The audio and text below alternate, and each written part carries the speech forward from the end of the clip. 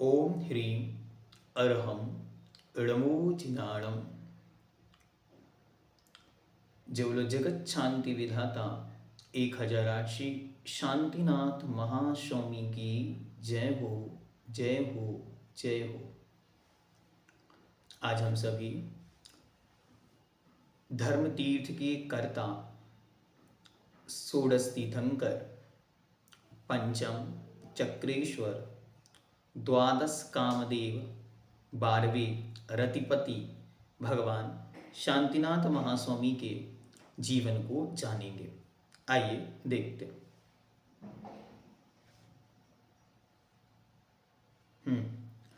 एक समय हस्तिनापुर नगरी में, यह हस्तिनापुर नगरी कहाँ है? तो दिल्ली से ऊपर वाला जो एरिया है वो है कुरुक्षेत्र, और उस कुरुक्षेत्र की राजधानी हस्तिनापुर, हस्तिनागपुर या गजपुर नाम से प्रसिद्ध है, जिसे बाद में पांडवों और कौरवों के कारण बहुत अधिक प्रसिद्धि प्राप्त हुई। यही हस्तिनापुर नगरी भगवान विश्वेश्वर महादेव श्री आदिनाथ भगवान की परम पवित्र पुण्य प्रथम पारणा भूमि थी, और यही भगवान शांतिनाथ, कुंतुनाथ, अरनाथ महास्वामी की जन्म, तप, ज्ञान अर्थात चार चार कल्याणकों की पवित्र भूमि का सौभाग्य भी इसे मिला। इसलिए जिन शासन में हस्तिनापुर, हस्तिनागपुर, गजपुर, ये तीनों इसी के नाम हैं। ये पवित्र भूमि जिन शासन में कल्याणक भूमि के रूप में परम पवित्र, परम पूजनीय और परम सम्माननीय यहाँ की माटी, यहाँ का कण कण परम पवित्र जिन शासन में माना गया है। तो ऐसी यह पवित्र कल्याणक भूमि हम सबको अपने जीवन में एक बार इस पवित्र भूमि की वंदना अवश्य करनी चाहिए। वर्तमान में यह मेरठ जिले के अंतर्गत स्थित है, दिल्ली से नजदीक है, बहुत अधिक दूरी पर नहीं है। उस पवित्र नगरी में काश्यप गोत्री महाराज विश्वसेन राज्य करते थे। गंधार नरेश के राजा अजितिंजय की पुत्री ऐरा देवी इनकी महारानी थी। मतलब भगवान के पिता का नाम विश्वसेन, नाना का नाम अजितंजय और माँ का नाम ऐरा देवी था। इनकी महारानी थी। एक बार भाद्रपद कृष्णा सप्तमी के दिन भरणी नक्षत्र में रात्रि के चतुर्थ भाग में उन्होंने साक्षात पुत्र रूपी फल देने वाले स्वप्न देखे। जो गर्भ कल्याण के नियोग वशात 16 स्वप्न होते हैं, वह ऐरा माता ने देखे। प्रातः राजा विश्वसेन ने उन्हें उन स्वप्नों का फल सुनाया, और उन्होंने बतलाया कि हे देवी, इन स्वप्नों का कितना विराट फल है, और इनका विराट फल आपको एक वीडियो के माध्यम से आपको उपलब्ध कराया है। वह आपको डिस्क्रिप्शन में उसकी लिंक आपको मिल जाएगी। एक एक स्वप्न एक एक अद्भुत अलौकिक जीवन में आनंद उत्पन्न करने वाली, एक प्रसन्नता को देने वाला, एक शुभ और मंगल का सूचक होता है। नव मास बाद ज्येष्ठ कृष्ण चतुर्दशी के दिन याम्यन योग में प्रातः काल के समय बालक शांति कुमार का जन्म हुआ। चारों निकाय के देवों ने मिलकर तीर्थंकर बालक का जन्मोत्सव मनाया। तीर्थंकर शांतिनाथ की आयु 1,00,000 वर्ष की थी। इनका शरीर 40 धनुष ऊंचा था, 40 धनुष ऊंचाई वाला था, एवं स्वर्ण के समान वर्ण था। ये जन्म से ही 3 ज्ञान के धारी थे। मति, श्रुत और अवधि ज्ञान, तीनों ज्ञान तीर्थंकर परमात्मा को जन्म से ही उपलब्ध होते हैं, और जैसे ही वे दीक्षा लेते हैं तो उनको चौथा ज्ञान मनःपर्यय ज्ञान उत्पन्न हो जाता है, और जैसे ही केवल ज्ञान प्राप्त करते हैं, अर्थात उन्हें उस समय अंतिम परम विशुद्ध केवल ज्ञान प्राप्त हो जाता है। जब इनके कुमार काल के 25,000 वर्ष बीत गए, तब महाराजा विश्वसेन ने इन्हें अपना संपूर्ण राज्य सौंप दिया। 25,000 वर्ष अखंड राज्य भोगने के बाद चक्रवर्ती के लक्षण स्वरूप चक्र आदि 14 रत्न और नवनिधियों के स्वामी हुए। 14 रत्न और नवनिधियां इनके घर में, इनके आंगन में प्रकट हुई। ये कौन कौन सी हैं, इसे भी आप डिस्क्रिप्शन में जो वीडियो है उसमें अच्छी तरह देख सकेंगे। इस प्रकार आप तीर्थंकर, चक्रवर्ती तथा कामदेव तीनों पदों के धारी हुए। ये अलौकिक तीर्थंकर हैं, इनसे पूर्व ऐसा नियोग पहले कभी देखने में नहीं आया, क्योंकि इसे भी हुंडा सर्पणी काल का विशेष योग कहते हैं कि जिनके कारण एक ही व्यक्ति या एक ही महापुरुष तीन तीन महान पदों को धारण करने वाला हो गया। तीन महापुरुषों के तीन पद थे, कामदेव, तीर्थंकर और चक्रवर्ती। तीनों पदों को एक साथ भगवान आदिश्वर श्री 1008 शांतिनाथ परम पद पिता ने धारण किए, और इनके बाद वही परंपरा साक्षात कुंतुनाथ भगवान और अरनाथ भगवान के साथ भी घटित हुई। एक दिन दर्पण में मुख देखने से उन्हें उसी समय वैराग्य हो गया। देखो, कहीं दर्पण देख विरागी, कहीं विनकारण दीक्षा लेता वह पूर्व जन्म का त्यागी। इस प्रकार दीक्षा व ऐसे प्रसंग जीवन में आते। उसी समय लौकांतिक देवों ने आकर उनके वैराग्य की अनुमोदना की।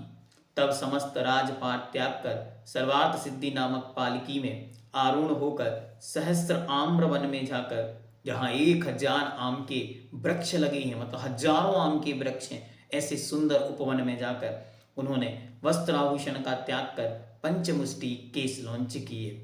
पंचमुष्टि केशलौंच 5 बार में संपूर्ण बालों को उखाड़कर अलग कर देते हैं। यहाँ से शुरू करते हैं, फिर यहाँ, फिर यहाँ, फिर यहाँ और फिर बीच के। इस प्रकार दिगंबर जैनेश्वरी निर्ग्रंथ दिगंबर पवित्र जिन दीक्षा धारण करते ही सामायिक चारित्र संबंधी विशुद्धि तथा मनपर्य ज्ञान प्राप्त कर लिया। और जैसे ही उन्होंने संपूर्ण सावधों का त्याग किया, 5 पापों का जीवन पर्यंत के लिए त्याग किया, उनके अंदर सामायिक चारित्र की परम विशुद्धि प्राप्त हो गई।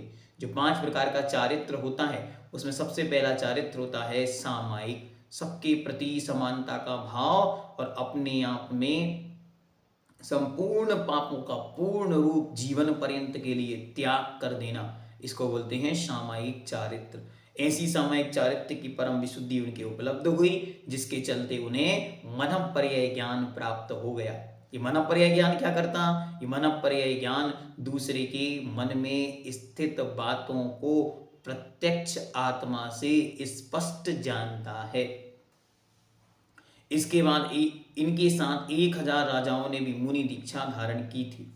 दीक्षा के बाद मंदरपुर नगर में सुमित राजा ने अपने परिवार के साथ बड़े हर्ष तथा नवदा भक्ति पूर्वक प्रथम आहार दान दिया और पंचाश्चर्य किए। और उन्होंने वहां पर पंच विशेष जो कृत्य हैं, पंच जिन्हें आश्चर्य कहते हैं, ऐसे जय जयकार की दिव्य ध्वनि का होना, बड़ा सुंदर जय हो जय हो जय हो, अहो दाता धन्य पात्र, इस प्रकार की ध्वनि का नाद होना, देवों के द्वारा दुंदुभी बजाई जाना, रत्नों पुष्प सुगंधित जल की वृष्टि होना, सुगंधित पुष्पों की वृष्टि होना, इसे कहते हैं पंच आश्चर्य। अपनी कठोर तपस्या से पौष शुक्ला दशमी के दिन संध्या काल के समय में क्षपक श्रेणी चढ़कर शुक्ल ध्यान के द्वारा 4 घातीय कर्मों को नष्ट करके केवल ज्ञान को प्राप्त किया। देवों ने आकर केवल्य प्राप्ति का उत्सव किया और सौधर्मी की आज्ञा से कुबेर ने समूशरण की रचना की। और विशाल समूशरण का वर्णन हमने पिछली कक्षाओं में अच्छी तरह से पढ़ा हुआ है, फिर उसकी लिंक भी आपको डिस्क्रिप्शन में मिल जाएगी, वहां आप अच्छी तरह देख सकते, जिसमें 36 गणधर, और गणधर मतलब जो आचार्य के समान गण मतलब समूह को धारण करने वाले होते हैं, वो कहलाते हैं गणधर। 62,000 मुनि, 60,350 हरिसेना आदि आरिकाएं और सूर्य कीर्ति आदि 1 लाख श्रावक और अरहदासी आदि 3 लाख श्राविकाएं थीं। भगवान, ये पहले भगवान हैं जिनके समूह शरण में मुनि ज्यादा थे, आरिकाएं कम थीं। वरना ये रिकॉर्ड है आज तक के इतिहास में हमेशा हर स्थान पर कि श्रावकों से श्राविकाएं ज्यादा होती हैं, मतलब महिलाएं धर्म ज्यादा करती हैं पुरुषों की अपेक्षा। तो हमेशा महिलाओं की उपस्थिति हमेशा अधिक होती है। जैसे आपकी कक्षा में भी अधिकता किसकी है, तो महिलाओं की है। ऐसे ही माताएं ही सर्वत्र अधिक होती हैं। लेकिन भगवान शांतिनाथ के सम्मोचरण की ये विशेषता रही कि भगवान शांतिनाथ महास्वामी के इस पवित्र सम्मोचरण में भगवान आरिकाएं कम थीं और मुनि उनसे ज्यादा थे। भगवान ने दिव्य ध्वनि के माध्यम से 7 तत्व, 9 पदार्थ, 6 द्रव्य आदि का यथार्थ वर्णन कर जिन शासन के सिद्धांतों का प्रचार प्रसार किया। इसी प्रकार देश देशांतरों में विहार करते हुए जब 1 माह की आयु शेष रही, तब समीर शिखर जी में विहार पूर्ण कर अचल योग से, अचल योग मतलब मन वचन काया को स्थिर करके और एक स्थान पर जाकर मानो बैठ गए, स्थिर हो गए तथा ज्येष्ठ कृष्णा चतुर्दशी जो भगवान का जन्मदिन था, उसी दिन संपूर्ण कर्मों को नष्ट करके निर्वाण को प्राप्त कर लिया। ये भी दुर्लभतम है कि भगवान का जन्म और तप प्राय सब तीर्थंकरों का एक सा है, 2-3 भगवानों को छोड़कर, आदिनाथ और महावीर स्वामी और 1-2 बीच में होंगे, बाकी सबका जन्म और तप एक साथ होता है। लेकिन जन्म के दिन ही मोक्ष होना ये अलौकिक वस्तु है। तो भगवान शांतिनाथ महास्वामी के जन्म, तप और मोक्ष तीनों कल्याण एक साथ ज्येष्ठ मास में लगभग मई और जून की शुरुआत में आते हैं। तो हम सब भी इसका परम आनंद लिया करें और उस दिन पूज्यवर आचार्य भगवंत गुरुदेव श्री विद्यासागर जी महाऋषिराज के पवित्र आशीर्वाद से परम पूज्य परमोपकारी संत निर्यापक श्रमण मुनिपुंगव श्री सुधासागर जी महाराज ने उस दिवस का नाम शांति धारा दिवस ऐसा घोषित किया है, क्योंकि जब भगवान शांतिनाथ महास्वामी का जन्म हुआ उसके बाद से आज तक कभी भी जिन शासन की विच्युति नहीं हुई, जिन शासन निरंतर तब से चला आ रहा है, वृद्धिनगत होता चला आ रहा है।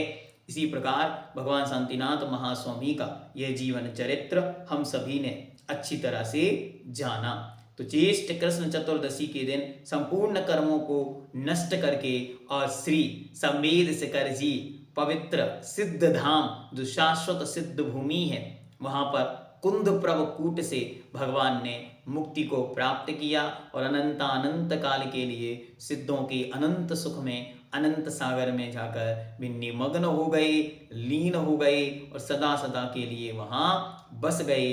अब लौट कर कभी नहीं आएंगे, लेकिन उनका नाम इतना प्रभावशाली है कि उनके नाम मात्र से ही जगत में शांति होती है। इसलिए हम सब शांति धारा, शांति विधान, शांति जाप, शांति होम, विश्व शांति यज्ञ आदि आदि उनके नाम से किया करते हैं कि उनका नाम ही इस सामर्थ्य और शक्ति से युक्त है कि जगत के हर जीव का कल्याण उनके नाम मात्र से हो रहा है। शांतिनाथ महाप्रभु कुछ नहीं कर रहे हैं, वो तो अनंत काल के लिए अनंत सिद्धों के सागर में समाहित हो गए। लौट कर आने का अब कोई प्रसंग ही नहीं है, लेकिन उनका ऐसा महान अचिंत प्रभाव कि उसके माध्यम से संपूर्ण जगत मंत्र को जपता है। ओम ह्रीम जगत शांति कराय, सर्वविघ्न उपद्रव निवारकाय, श्री शांतिनाथ जिनेन्द्राय नमो नमः। शांति धारा में अष्टमहाप्रातिहार्यों के माध्यम से बार बार उनका स्मरण किया जाता है। सुबह शांतिनाथ महास्वामी हम सबके अशाता कर्म को शांत करें और हम सबको अपनी पवित्र शरण प्रदान करें। हम सब भी उनके समान सिद्धालय में जाकर विराजमान हो। जय बोलो श्रवण संस्कृति संस्थान में विराजमान मूल नायक 1008 श्री शांतिनाथ भगवान की जय हो, जय हो, जय हो।